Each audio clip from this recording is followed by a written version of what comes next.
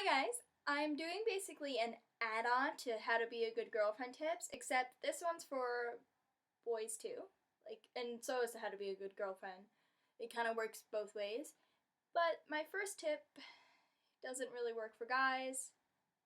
I think you know what I'm getting to. Here it is. Do not use your period as an excuse. The first things, yeah, I get it. You're on your period. You're moody, you're angry, you're upset, you're in pain, you're hungry. But listen, you don't treat your teachers at school like that. You don't treat your boss at work like that. You don't treat your parents like that. So why should you treat your boyfriend like that? And you definitely don't treat your friends like that. So why would you do that? You're supposed to respect and love him. Respect is an important part of a relationship. That goes for you too, guys. Respect. You have to respect.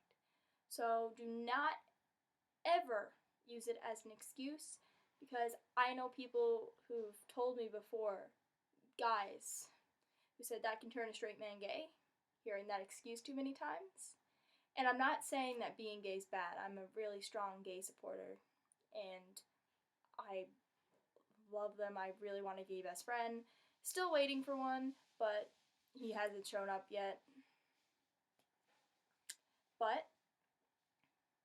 never, ever use that as an excuse. That is my first and formal golden brick law.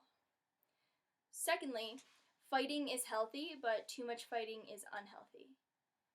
Fighting shows that, yeah, you're not too much alike, but when you fight too much, you're gonna lose a lot of love for each other, and it's gonna be very hard to keep the relationship going, and it is going to go very farly down towards the ground until it explodes in a bunch of sadness and a combustion of hurt. And I'm serious. Serious face. So, fighting is important and healthy, but too much is bad. Another one I want to say is try to understand that you are not the same person as the one you're dating. You guys are different, everyone's unique, everyone's perfect in their own special way, but you are not the same. You may have similarities, but you are not the same. Things that you do can either hurt your girlfriend or your boyfriend that wouldn't hurt you. For example, some girls can text, "Oh my god, I love Harry Styles so much from One Direction, he's so sexy, oh my god, oh my god, oh my god," and post it on Twitter. And their boyfriend could react like this, "Oh, whatever." Or their boyfriend can act like this, "Why didn't you post anything about me? Am I important? What's wrong with me?" And he'll get really upset at you, or upset by himself, and bring himself down, and that would really hurt him. So a lot of people are different, and you gotta realize and be cautious anyway. Also, be cautious what you post on the internet, because I'm sure your boss in 20 years won't want to see how much you love One Direction. So, because they can get a hold of your Twitter and your YouTube and your Instagram and all these things. So, remember that when you're on the internet. Also, remember that everyone's different, and how you feel is not how they feel. And make sure they know how you feel and they accept how you feel. Don't forget. Now, this brings me to the next one, communication, like I said in my last video. But communication is the key. Everything revolves around communication. If you cannot talk to each other, you are not going to succeed in your relationship. Communication is one of the best things. For example, if you don't use communication, how are you supposed to know if you like each other? You can't not have communication. You need to talk to each other. You need to be able to talk in a room, over text, over the phone, in times of need. You need communication. You can't just assume that he knows that you want what you want either, or what she wants. girls have the tendency to get mad and expect the guy to know what is wrong and what he did and all this stuff.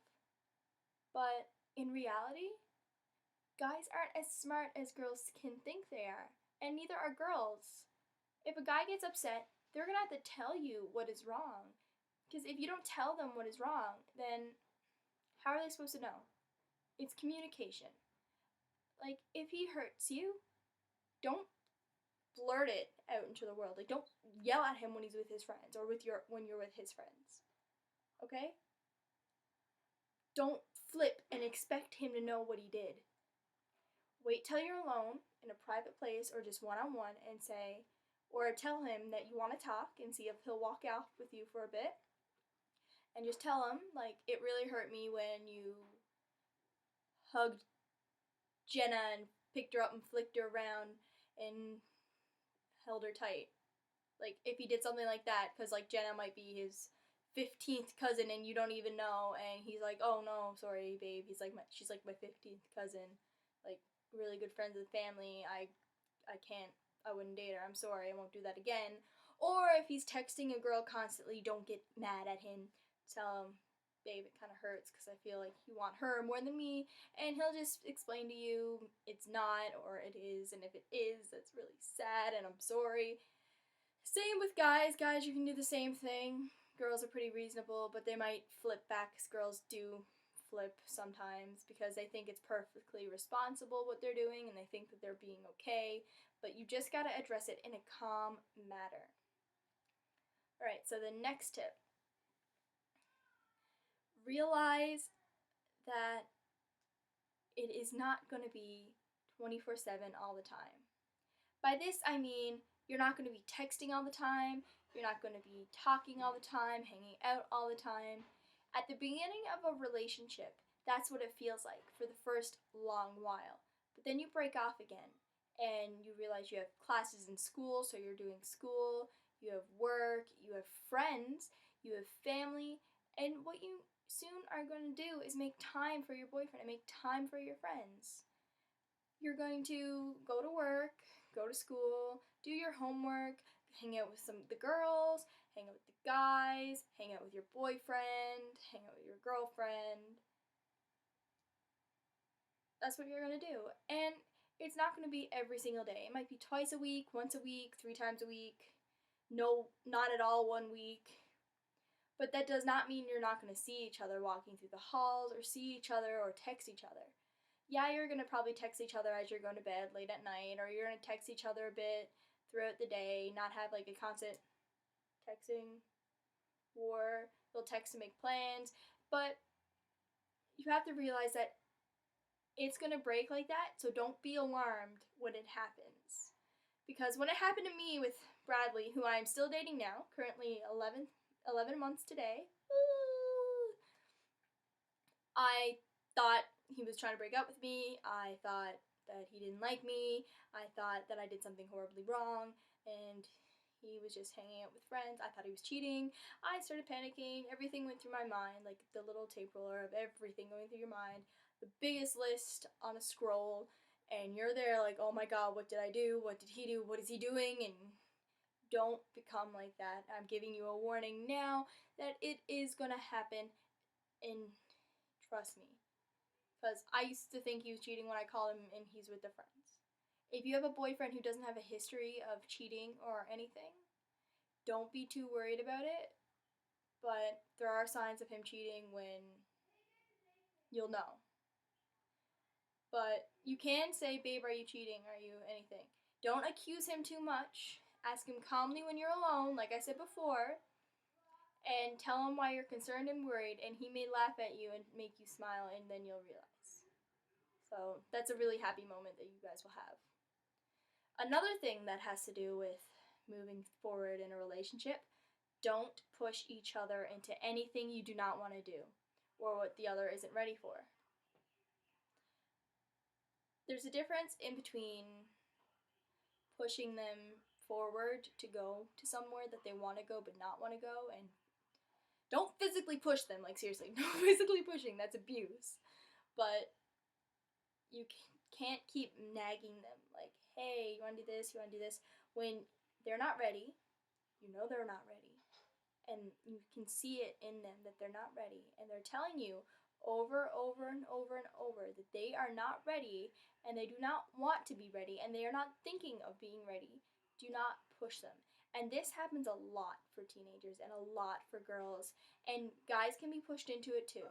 Don't get me wrong. Guys can be pushed into anything. Trust me. I was around the bay before and one guy decides to run into a tree, then they all start running into a tree. So, and don't fall into peer pressure to change your relationship. That's another one. Falling into peer pressure where don't say all of them are doing it, we should do it too. If you don't want to do it, you're probably the better person right now, because a lot of people and teens growing up really need to realize that no matter what is popular on the group with kids and stuff is not popular in your heart. If it's not popular in your heart, it is not something you should do. And that's my main rule. If it is not popular in your heart, it's something you should not do. Alright, so guys, that's my tips on how to be in a good relationship, I guess. I will make another video next week or next time I'm doing this. Alright, so I have a date. So, take out the cat ears and go. Alright, so I love you guys. Please like, comment, and subscribe. I'm trying to find the button.